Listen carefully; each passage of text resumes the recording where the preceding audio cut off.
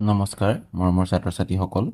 আজি মই তোমালোকৰ কাৰণে চতুৰ্থ শ্ৰেণীৰ গণিত পাঠ্যপুথিৰ পাঠ 8 বৃত্ত এই বৃত্ত চেপ্টাৰটো আলোচনা কৰিবলৈ আগবাঢ়িছোঁ। বৃত্ত মানে কি আমি জানোনে বাৰু? এতিয়া আমি গোল বস্তুবোৰ চিনি পাওঁ নে নাপাওঁ বাৰু? চোৱাচোন, এইটো টেবুলখন গোল হয়নে? এতিয়া গোল ইয়াত কি হৈছে, জুহিহঁতৰ ঘৰলৈ ওচৰৰ ৰীতা পেহীয়ে আৰু নীলিমা বৰ্মাক আহিছে। জুহিৰ মাকে তেওঁলোকক খোৱা বস্তুৰ প্ৰস্তুত কৰি সুন্দৰকৈ সজাই দিছে আৰু বস্তুবোৰ লক্ষ্য কৰিবলৈ দিছে। এতিয়া জুহিৰ মাকে এখন ডাইনিং টেবুলত গোল ডাইনিং টেবুল দেখিছানে? তাতে গোল প্লেট, গোল পিঠা, ৰুটি, বিস্কুট, চাহৰ কাপ দেখিছানে? এনেধৰণে মিঠাই, এনেধৰণে কিছুমান বস্তু সজাই দিছে। ঠিক আছে, এতিয়া আমাক তাৰ পিছতে কি কৈছে চোৱা, যে ওপৰৰ ছবিখনত কি কি আকৃতি দেখিছা? আমি ইয়াত কি কি দেখিছোঁ চোৱা।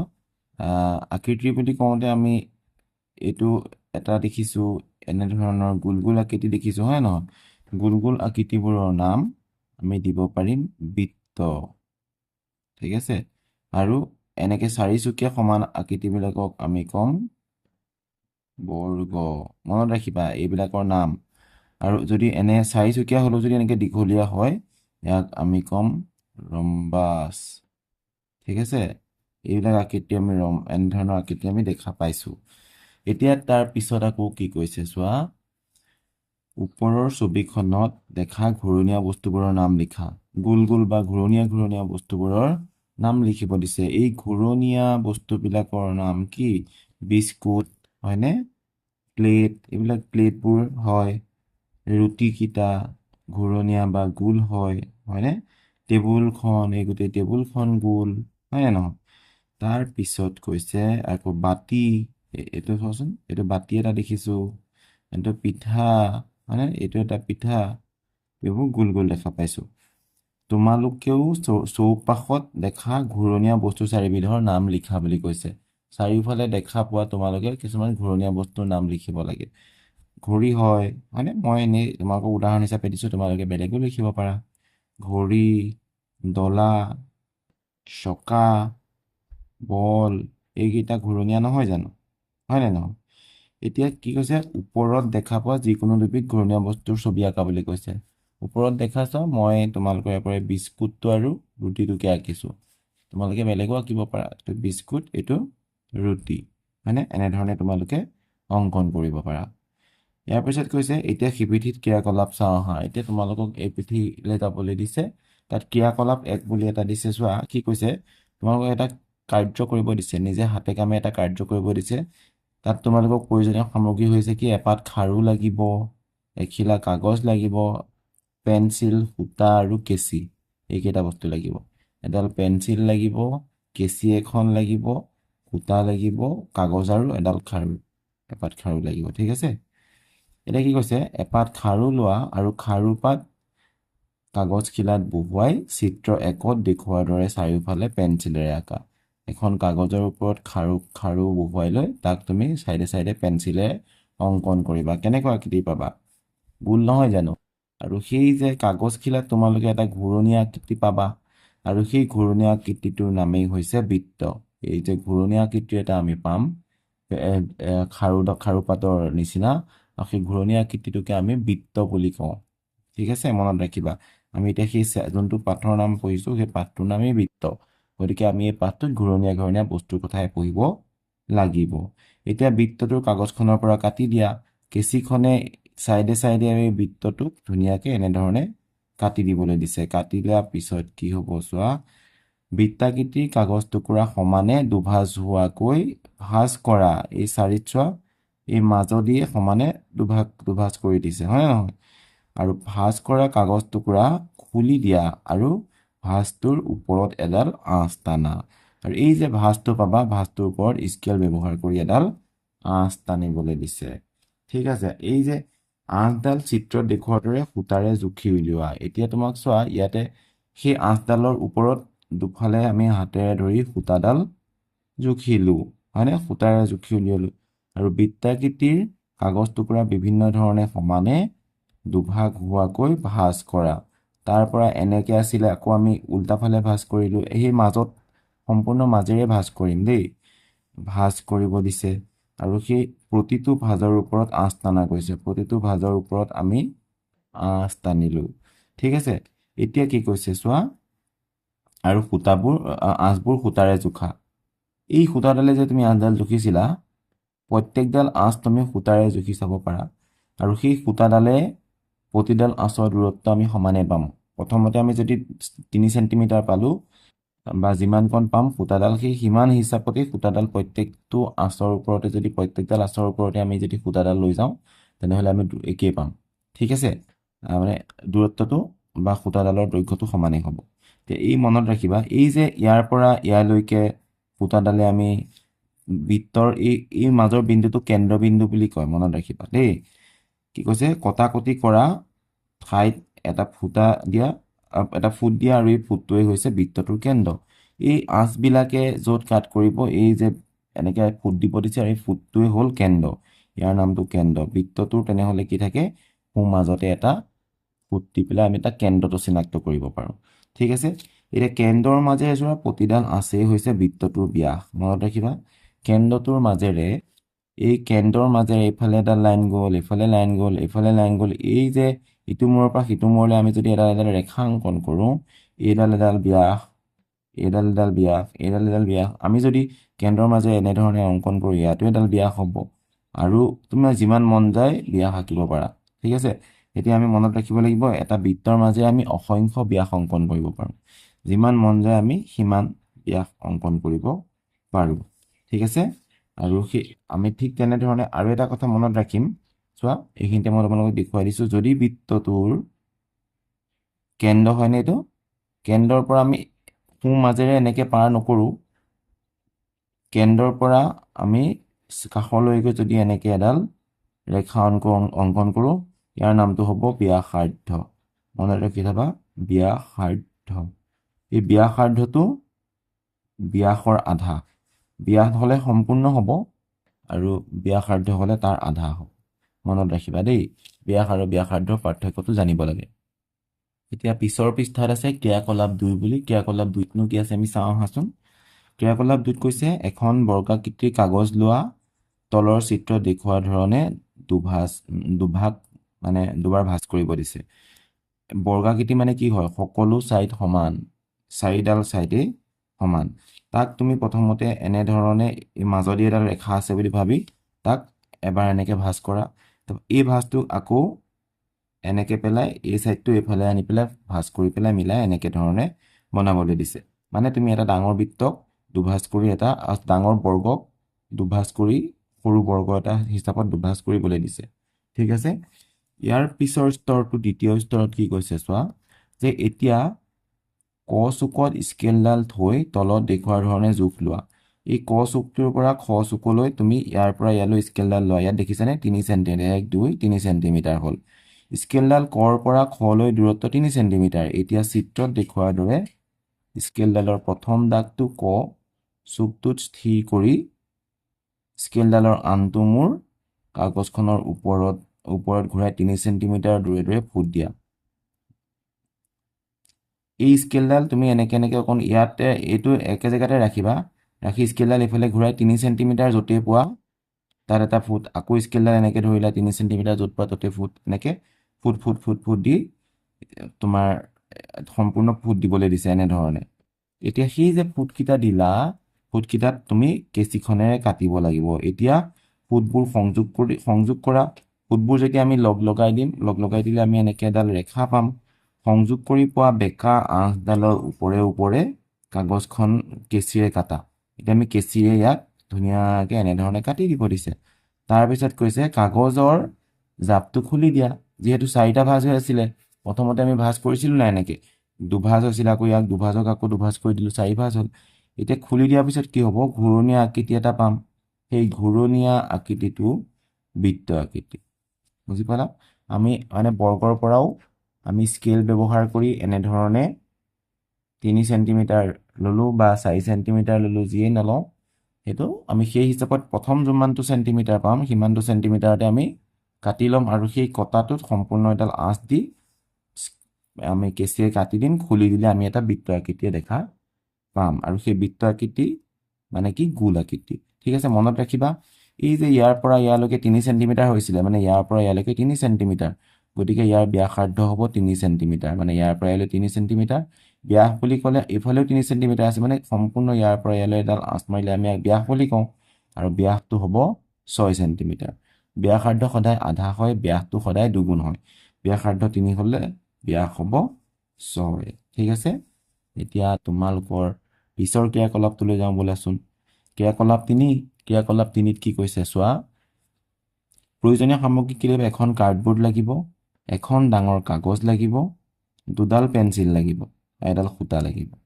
ঠিক আছে মনত ৰাখিবা এতিয়া সূতাডাল আৰু দুডাল পেন্সিল আৰু এখন কাৰ্ডবোৰ্ড লৈ আমি কি কৰিব লাগিব চাওঁ আহা কাৰ্ডবোৰ্ডখনত বগা কাগজখন আঠা লগাই লোৱা এখন কাৰ্ডবোৰ্ড মানে ডাঠ এখন কাৰ্ড আৰু ঠিক আছে হাৰ্ডবোৰ্ডখন ধৰি লোৱা তোমালোকৰ বা ডাঠ কাগজ আৰু সেই ডাঠ কাগজখনৰ ওপৰত এখন বগা কাগজ আঠা লগাই ল'বলৈ দিছে পেন্সিল দুডাল সূতাডালৰ দুই মূৰে বান্ধি লোৱা এতিয়া দুডাল পেন্সিল ল'বা দুডাল পেন্সিল ল'লা লৈ এই পেন্সিল দুডালৰ মূৰে মূৰে সূতা বান্ধি ল'বা ইয়াত আৰু ইয়াত সূতা বান্ধি ল'লা এনেকৈ ইমান দূৰত্ব হৈ গ'ল এতিয়া সেই সূতা বন্ধাৰ পিছত কি কৈছে এতিয়া তোমালোকৰ মাজৰ শিক্ষাৰ্থী এগৰাকীয়ে পেন্সিল এডালৰ জোংটোৱে কাৰ্ডবোৰ্ডৰ সোঁমাজত স্থিৰকৈ পুতি ধৰা আৰু এডাল পেন্সিল এই কাৰ্ডবোৰ্ডৰ সোঁমাজত স্থিৰ হৈ থাকিব লাগিব সি লৰিব নোৱাৰিব ঠিক আছে সি হিলিব নোৱাৰিব তাৰপিছত ইডাল পেন্সিল এনেকৈ সাইডে সাইডে ঘূৰাব দিছে ঠিক আছে এনেকৈ আমি সাইডে সাইডে ঘূৰাম ঘূৰাই সম্পূৰ্ণকৈ এটা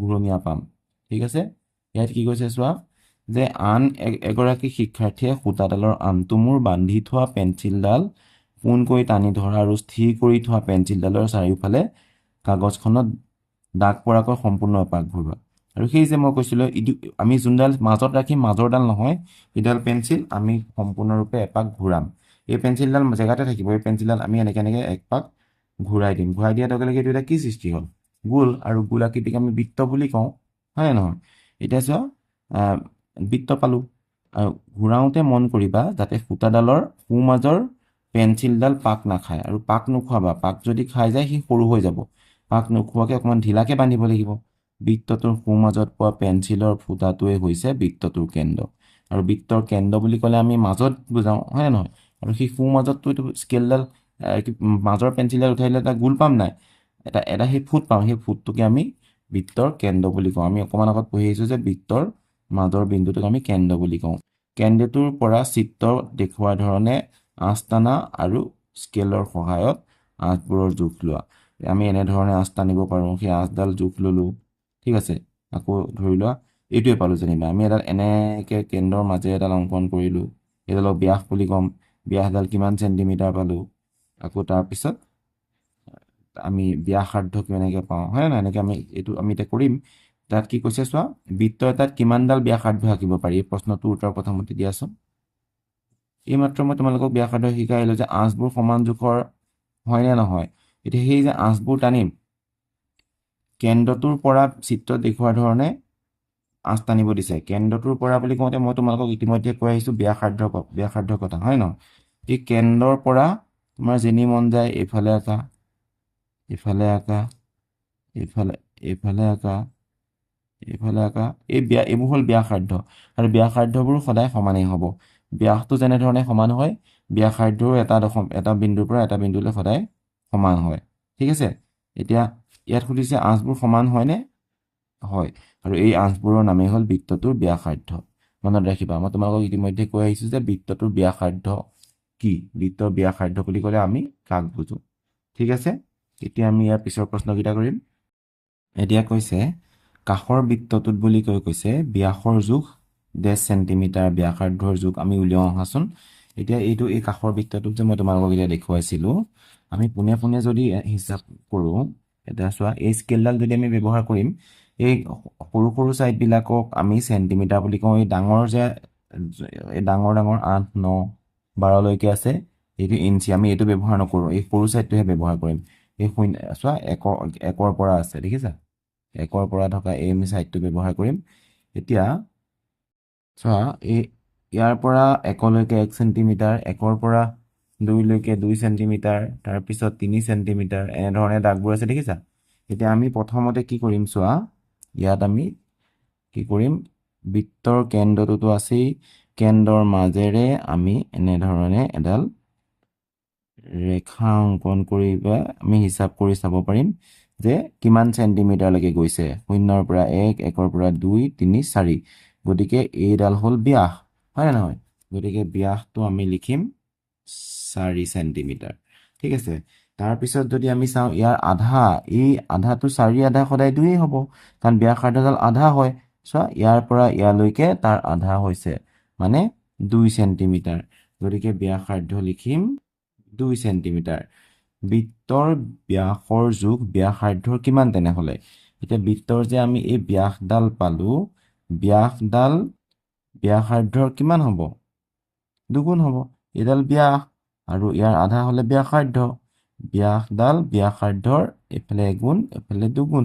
গতিকে আমি দুগুণ বুলি লিখিব লাগিব, হয়নে? তাৰ পিছৰ প্ৰশ্নটো কি কৈছে চোৱা,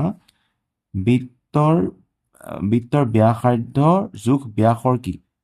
এই ব্যাসাৰ্ধডালটো ইয়াৰ পৰা ইয়ালৈহে, ব্যাসাৰ্ধৰ যোগটো এই সম্পূৰ্ণ ব্যাসডালৰ কি হ'ল? আধা হ'ল।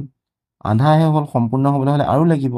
গতিকে বৃত্তৰ ব্যাসাৰ্ধৰ যোগ ব্যাসৰ আধা। মনত ৰাখিবা, এইটো খেলি মেলি নকৰিবা। ব্যাসাৰ্ধডাল হ'ল দুগুণ আৰু ব্যাসডাল হ'ল আধা। ব্যাসাৰ্ধৰ দুগুণ হ'ব ব্যাসডাল আৰু ব্যাসৰ আধা হ'ব ব্যাসাৰ্ধডাল। ঠিক আছে, মনত ৰাখিবা কথাটো, খেলি মেলি কিন্তু নকৰিবা। ঠিক আছে, ইয়াৰ পিছৰ চিত্ৰ দিয়া আছে চোৱা, আৰু কৈছে যে তলৰ বৃত্তাকৃতিৰ ছবিবোৰৰ ব্যাসাৰ্ধ স্কেলৰ সহায়ত জুখি উলিওৱা। ব্যাসাৰ্ধ বুলি ক'লে আমি এই কেন্দ্ৰৰ পৰা আমি যিকোনো এডাল হিচাপ কৰি চালেই হ'ল। চোৱা, এতিয়া প্ৰথম চিত্ৰটোত চোৱা, আমি যদি চাওঁ স্কেলডাল ব্যৱহাৰ কৰি, ইয়াৰ পৰা চোৱা এই কেন্দ্ৰৰ পৰা কাষলৈকে 1 হৈছে, মানে 1 চেণ্টিমিটাৰ হৈছে। গতিকে আমি ইয়াত লিখিম 1 চেমি বুলি লিখিছোঁ, চে মানে চেণ্টি, মি মানে মিটাৰ। ঠিক আছে, ঠিক তেনেধৰণে আমি কাষৰ চিত্ৰটো যদি চাওঁ, চোৱা ইয়াৰ পৰা যদি আমি চাওঁ, চোৱা ধুনীয়াকৈ 2 চেণ্টিমিটাৰত শেষ হৈ গৈছে। ইয়াৰ পৰা ইয়ালৈকে 1 চেণ্টিমিটাৰ, এফালে 2 চেণ্টিমিটাৰ, মানে এই ব্যাসাৰ্ধডাল হ'ল 2 চেণ্টিমিটাৰ। ঠিক আছে, আমি 2 চেণ্টিমিটাৰ বুলি লিখিলোঁ। ঠিক আছে, ইয়াত যদি আমি এতিয়া চাওঁ, ইয়াত কেন্দ্ৰটো আমি কি হ'ল? কেন্দ্ৰটো আমি ইয়াতে কেন্দ্ৰটো ধৰিব লাগিব সোঁ মাজত। ঠিক আছে, বৃত্তৰ কেন্দ্ৰৰ মাজেৰে আমি চাওঁ, কেন্দ্ৰৰ পৰা ইয়ালৈকে চাওঁ 3 হ'ল, ইয়াৰ পৰা ইয়ালৈকে 1, 2, 3, দেখিলানে? এতিয়া এই ব্যাসাৰ্ধত আমি প্ৰয়োজনত অংকনো কৰি ল'ব পাৰোঁ। অংকন কৰি ল'লোঁ 3 চেণ্টিমিটাৰ। গতিকে ইয়াক আমি লিখিম 3 চেমি, মানে 3 চেণ্টিমিটাৰ। ঠিক আছে, ইয়াৰ পিছৰ প্ৰশ্নটোত কি কৈছে চোৱা, আমি যে এতিয়া পালোঁ সকলো বৃত্তৰ ব্যাসাৰ্ধৰ জোখ একে হয়নে? নিশ্চয় নহয়। আমি এটা পাইছোঁ 1 চেণ্টিমিটাৰ, এটা পাইছোঁ 2 চেণ্টিমিটাৰ, এটা পাইছোঁ 3 চেণ্টিমিটাৰ। একে হয় জানো? নহয়। হয়নে? নহয় বুলি আমি লিখিব লাগিব। তাৰপিছত কৈছে ওপৰৰ ছবিবোৰৰ ব্যাস নিৰ্ণয় কৰা। ঘড়ীটোৰ ব্যাস বুলি ক'লে কি হয়? দুগুণ। আমি এইমাত্ৰ পাইছিলোঁ যে ব্যাসটো দুগুণ হৈ যাব, ব্যাসাৰ্ধৰ দুগুণ। যদি ব্যাসাৰ্ধ 1 চেণ্টিমিটাৰ হয়, ব্যাস ঘড়ীটোৰ কিমান হ'ব? 2 চেণ্টিমিটাৰ, হয়নে? সেইটোকে আমি এতিয়া লিখিব লাগিব যে ঘড়ীটোৰ ব্যাসটো হ'ব 2 চেণ্টিমিটাৰ। আৰু চকাটোৰ ব্যাস কিমান কৈছে? আৰু এপাত খাৰু দিছে। ঠিক আছে, এই চকাটো চোৱা, চকাটো ব্যাস কি হৈছে? ইয়াৰ পৰা ইয়ালৈ ব্যাসাৰ্ধ আছিলে 2 চেণ্টিমিটাৰ, আৰু এইটো 2 চেণ্টিমিটাৰ, এই 2 হ'ব 4 চেণ্টিমিটাৰ। গতিকে চকাটোৰ ব্যাস হ'ব 4 চেণ্টিমিটাৰ, মানে 4 চেণ্টিমিটাৰ। আৰু খাৰুপাতৰ ব্যাস, খাৰুপাত আছিলে এই পাত, খাৰুপাতৰ ব্যাসটো আমি কিমান পাইছিলোঁ? 3 চেণ্টিমিটাৰ। ইয়াৰ পৰা ইয়ালৈ যদি 3 হয়, ইয়াৰ পৰা ইয়ালৈ 3, মানে 3 মিলি পেলাই হ'ব 6। গতিকে খাৰুপাতৰ ব্যাস হ'ব 6 চেণ্টিমিটাৰ। ঠিক আছে, তোমালোকে এনেধৰণে বেলেগ বেলেগ ব্যাস বা ব্যাসাৰ্ধ ব্যৱহাৰ কৰি বৃত্ত অংকন কৰিবলৈ চেষ্টা কৰিবাচোন। এতিয়া আমি চাওঁ আহা, পেঞ্চিল কম্পাছেৰে বৃত্ত অংকন কৰোঁ আহা। তোমালোকে পেঞ্চিল কম্পাছ চিনি পোৱা নে? এইডালক পেঞ্চিল কম্পাছ বুলি কয়। চোৱা, এইডাল কম্পাছ আৰু কাষতে আমি পেঞ্চিলডাল এনেকৈ লগাই লওঁ, হয়নে? পেঞ্চিলডাল সদায় কেনেধৰণে লগাব লাগে চোৱা, এই আগটো মিলাই ল'বা, আগটো দুইটাৰে মিলাই ল'বা, মিলাই লৈ পেলাই পেঞ্চিলডাল টান কৰি দিবা। ঠিক আছে, এতিয়া আমি কি দিছে পঢ়োঁ চোৱাচোন। জ্যামিতিৰ বাকচত এবিধ এনেধৰণৰ চিত্ৰ দিয়া ধৰণে সঁজুলি দেখিবা। আৰু এই সঁজুলিডালৰ নাম হৈছে পেঞ্চিল কম্পাছ। আৰু এই পেঞ্চিল কম্পাছৰ সহায়ত আমি কি কৰিব পাৰোঁ, এডাল পেঞ্চিল সুমুৱাই ল'বলৈ দিছে। ঠিক আছে, আমি এনেধৰণে পেঞ্চিল সুমুৱাই ল'ম। আৰু সুমুৱাই লোৱাৰ পিছত কৈছে কি পেঞ্চিল কম্পাছৰ জোঙা মূৰটো হেঁচা দি কাগজ এখিলাত বহুৱাই দিয়া আৰু ইয়াৰ জোঙা মূৰটো লৰচৰ নকৰাকৈ উলম্বভাৱে ৰাখি, উলম্ব মানে থিয়কৈ ৰাখি পেঞ্চিলডাল লাহে লাহে চাৰিওফালে ঘূৰাই দিয়া। এনেদৰে পেঞ্চিল কম্পাছৰ সহায়ত বৃত্ত অংকন কৰিব পাৰি, হয়নে নহয়? ইয়াত চোৱা এটা বৃত্ত আঁকি দেখুৱাইছে। ঠিক তেনেধৰণে বৃত্ত এটা মই তোমালোকক আঁকি দেখুৱাম, চাবা। এইডাল হ'ল পেঞ্চিল কম্পাছ, ঠিক আছে। আৰু সেই পেঞ্চিল কম্পাছডাল আমি যিমান মন যায় আমি সিমানকৈ খুলি ল'ব লাগিব। ধৰি লোৱা আমি সৰুকৈ খুলিলে সৰু বৃত্ত হ'ব, যদি আমি ইয়াক ডাঙৰকৈ খুলি লওঁ তেনেহ'লে সি ডাঙৰ বৃত্ত হ'ব। এতিয়া চোৱা, আমি কি কৰিব পাৰোঁ, এই জোংটো আমি এটা জেগাত এনেকৈ খুচি ল'ম। খুচি লৈ আমি পেঞ্চিল কম্পাছডাল এনেকৈ থিয়কৈ ৰাখি এই পেঞ্চিল থকা কাষটো আমি এনেধৰণে ঘূৰাই থাকিম। আমি কিন্তু জোংটো আমি কি কৰিছোঁ, একে জেগাতে ৰাখিছোঁ। আমি এনেকৈ ঘূৰাই থাকোঁতে কি হৈ গ'লগৈ, এটা বৃত্ত হৈ গ'ল। চোৱা, দেখিছা? এই বৃত্তটো যে এই জোংটো য'ত খোজ খাই আছে এইটোৱে হ'ব কেন্দ্ৰ। মনত ৰাখিবা, এই আমি য'ত খোজ খাইছিলে তাক আমি কেন্দ্ৰ বুলি কওঁ। ঠিক আছে, মনত ৰাখিবা। এই বৃত্তৰ যে আমি কেন্দ্ৰটো পালোঁ, কেন্দ্ৰৰ পৰা যদি আমি কাষলৈকে এডাল ৰেখা অংকন কৰোঁ, ইয়াৰ নামটো হ'ব ব্যাসাৰ্ধ। ইয়াৰ নামটো কি হ'ব? ব্যাসাৰ্ধ। কিন্তু যদিহে আমি এই কেন্দ্ৰৰ মাজেৰে সম্পূৰ্ণকৈ এডাল ইমূৰৰ পৰা সিমূৰলৈ কেন্দ্ৰৰ মাজেৰে যাব লাগিব দেই, আমি স্কেল ব্যৱহাৰ কৰিব লাগিব। মই ইয়াত হাতে অংকন কৰি দেখাইছোঁ। আৰু ইয়াৰ নামটো হ'ব ব্যাস। ঠিক আছে, মনত ৰাখিবা, এডাল ব্যাসত দুডাল ব্যাসাৰ্ধ সোমাই থাকে। এইখিনিৰ পৰা এইখিনিলৈও এইটো ব্যাসাৰ্ধ বুলি ক'ব পাৰিম, এইখিনিৰ পৰা এইখিনিলৈও ব্যাসাৰ্ধ বুলি ক'ব পাৰিম। ব্যাসাৰ্ধ দুডাল থাকে কিন্তু ব্যাস এডালেই হ'ব, গতিকে ব্যাসাৰ্ধডাল ব্যাসৰ আধা। মনত ৰাখিবা, ঠিক আছে। এইডাল যদি 10 চেণ্টিমিটাৰ হয় ব্যাসডাল, তেনেহ'লে ব্যাসাৰ্ধ হ'ব 5 চেণ্টিমিটাৰ। আৰু মনত ৰাখিবা, প্ৰতিটো কেন্দ্ৰৰ পৰা প্ৰতিডাল ৰেখা যদি আমি ব্যাসাৰ্ধ বাৰে বাৰে যদি প্ৰতিডাল ব্যাসাৰ্ধ 5 চেণ্টিমিটাৰেই হ'ব। আৰু যদি ব্যাসো আমি যিমান মন যায় সিমান আঁকি থাকোঁ, প্ৰত্যেকডাল ব্যাসো 10 চেণ্টিমিটাৰে হ'ব। মানে যিমান আমি অংকন কৰোঁ সিমানৰ আমাৰ কিন্তু আমি জোখটো একেই পাম। ঠিক আছে, ইয়াৰ পিছৰ পৃষ্ঠাত কি কৈছে চাওঁ আহা। ইয়াৰ পিছৰ পৃষ্ঠাত প্ৰাৰ্থনাই কেনেদৰে চানেকি সাজিছে তৈয়াৰ কৰিছে চাওঁ আহা। প্ৰাৰ্থনাই পেঞ্চিল কম্পাছ ব্যৱহাৰ কৰি কাষত দিয়াৰ ধৰণে চানেকি সাজিছে। কম্পাছেৰে ইয়াত ৰং বেলেগ বেলেগ কৰি দিছে। এনেধৰণে 3টা অংকন কৰিলে, তাৰ ওপৰত আকৌ এনেধৰণে অংকন কৰিলে, হয়নে? এনেধৰণৰ চানেকি অংকন কৰিব পাৰে। মনত ৰাখিবা দেই, এই চানেকিটো অলিম্পিকৰ চিম্বল হয়। ঠিক আছে, এনেধৰণে অলিম্পিকৰ চিম্বল আঁকিব পাৰে। এতিয়া তুমিও পেঞ্চিল কম্পাছ ব্যৱহাৰ কৰি এনেধৰণৰ চানেকি আঁকিবলৈ চেষ্টা কৰা। ঠিক আছে, তোমাক আঁকিবলৈ দিছে। তলৰ দুটাও চোৱাচোন, এই পেঞ্চিল কম্পাছ ব্যৱহাৰ কৰি প্ৰথমতে এটা গোল ইয়াত দিলে, তাৰপিছত আকৌ কি হ'ল চোৱাচোন, এই গোল এটা অকণমান এডাল প্ৰথমতে ইয়াক সৰুকৈ চপাই লৈ পেলাই এনেধৰণে পকা এটা গোল বনালে। তাৰপিছত ইয়াক আকৌ অকণমান ডাঙৰকৈ মেলি দিব লাগিব। মেলি দিয়াৰ পিছত আকৌ এই গোলটো বনালে, হয়নে? এই গোলটো বনালে। ঠিক তেনেধৰণেই তাৰ পৰা আকৌ ইয়াত এটা গোল বনালে। সকলোবিলাক গোল গোল বা বৃত্ত ব্যৱহাৰ কৰি এটা চানেকি তৈয়াৰ কৰিছে, দেখিছেনে? এইটো এটা বৃত্ত, তাৰ ভিতৰৰ নাক, মুখ, চকু সকলোবিলাক চব বৃত্তই মুঠতে। সেই কাণখন মুঠতে সম্পূৰ্ণ বৃত্ত হোৱা নাই, আধা বৃত্ত হৈছে। বৃত্তটো আৰু অলপমান বাকী থাকিলে মানে ভিতৰৰ ফালে সোমাই আছে। বৃত্ত আঁকিছে, মোহাৰি দিবলগীয়া হৈছে। তোমালোকে নিজে আঁকিবলৈ চেষ্টা কৰিবাচোন। আৰু চোৱা, ইয়াতো এটা প্ৰথমতে এইটো কেন্দ্ৰ লৈ পেলাই প্ৰথমতে এটা বৃত্ত অংকন কৰিলে, এইটো কেন্দ্ৰ হিচাপে লৈ এনেধৰণে এটা বৃত্ত অংকন কৰিলে। ঠিক আছে, তাৰপিছত আকৌ কি কৰিলে, ইয়াৰ পৰা এনেকৈ এটা বৃত্ত অংকন কৰিলে, আকৌ ইয়াৰ পৰা এটা এনেকৈ বৃত্ত অংকন কৰিলে। এই বৃত্তটো একেটা ব্যাসাৰ্ধতে অংকন কৰি থাকোঁতে গোটেইখিনি বৃত্তই চোৱা, ইয়াৰ পৰা এটা এই বৃত্তটো এনেধৰণে, এই বৃত্তটো আকৌ এনেধৰণে অংকন কৰিলে, হয়নে? তাৰপিছত তেনেধৰণে যেতিয়া এইটো বৃত্ত এনেধৰণে অংকন কৰিলে, এইটো বৃত্ত এনেধৰণে অংকন কৰিলে, কৰোঁতে ভিতৰত কটাকটি কৰি এটা এটা চানেকিৰ সৃষ্টি হ'ল। আৰু এই চানেকিবিলাকতো ৰং কৰোঁতে দেখিছেনে কিমান ধুনীয়া লাগিছে? তোমালোকেও এনেধৰণে চেষ্টা কৰি চাবাচোন চানেকি অংকন কৰিবলৈ দেই। এতিয়া চোৱা, মই তোমালোকক দেখুৱাইছোঁ। এনেধৰণে আমি এটা কেন্দ্ৰতে বহুত বৃত্ত অংকন কৰিব পাৰোঁ। প্ৰথমতে আমি কেন্দ্ৰটো এনেধৰণে সৰুকৈ লৈ পেলাই আমি অংকন কৰিম। চাবা দেই, এইটো এটা বৃত্ত হ'লনে? হ'ল।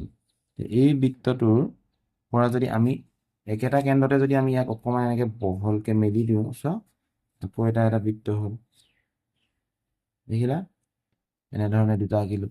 ঠিক এনেধৰণে আমি দুটা নহয়, আমি যিমান মন যায় আমি ইয়াক যদি আকৌ অকণমান এনেকৈ ডাঙৰকৈ মেলি লওঁ, কেন্দ্ৰ কিন্তু একেটাই যদি লওঁ, চোৱা আকৌ যদি আমি অংকন কৰোঁ এনেধৰণে বাহিৰে বাহিৰে, দেখিলানে বৃত্ত কিমান হ'ল? আমি 3টা বৃত্ত আঁকিলোঁ। এটা চানেকি। তোমালোকে এনেধৰণে নিজে ঘৰতে কম্পাছ, পেঞ্চিল কম্পাছ ব্যৱহাৰ কৰি বিভিন্ন ধৰণৰ চানেকি প্ৰস্তুত কৰিবাচোন দেই। আৰু এনেধৰণে আঁকিলে বৰ আমেজ লাগে, ভাল লাগে, কৰি থাকিবলৈ মন যায়। বৃত্তৰ সম্পূৰ্ণ ভিডিঅ'টো ইমানতে শেষ কৰিছোঁ। আৰু তোমালোকে কিবা জানিবলগীয়া থাকিলে কমেণ্ট যোগে জনাবা। আৰু ইয়াৰ পিছত তোমালোকে কি ভিডিঅ' বিচাৰিছা কমেণ্টত জনাবা, মই সেই ভিডিঅ' প্ৰস্তুত কৰিবলৈ চেষ্টা কৰিম। ধন্যবাদ।